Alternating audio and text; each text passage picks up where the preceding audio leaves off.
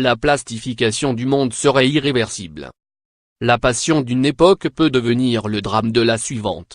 Dans les années 1950, les industriels produisent en série de nouveaux objets légers et résistants, fabriqués avec une substance chimique facilement modelable, le plastique.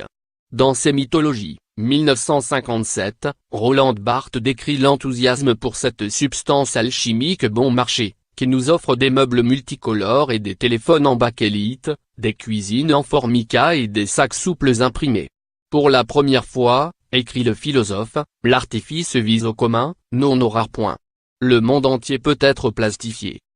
Le monde artificiel que prédisait Barthes s'est réalisé. Une étude américaine publiée dans Science Advance en juillet 2017 estime qu'entre 1950 et 2015, 8,3 milliards de tonnes de plastique ont été produites.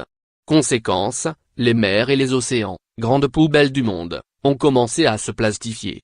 Le clip de la campagne Plastique Océan lancé le 10 avril par l'ONG Schaeffer, nous le rappelle.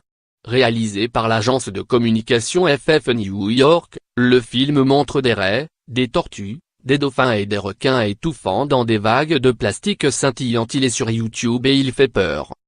Un panel de données alarmantes accompagne ces images.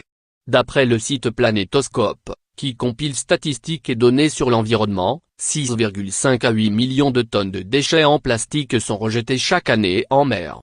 L'ONG Expédition Méditerranée en danger, qui lutte contre cette pollution, estimait en 2010 que 250 milliards de microfragments flottaient au large des côtes françaises, italiennes et espagnoles.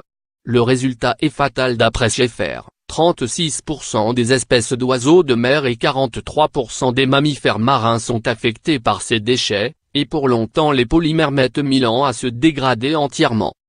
C'est au printemps 1997,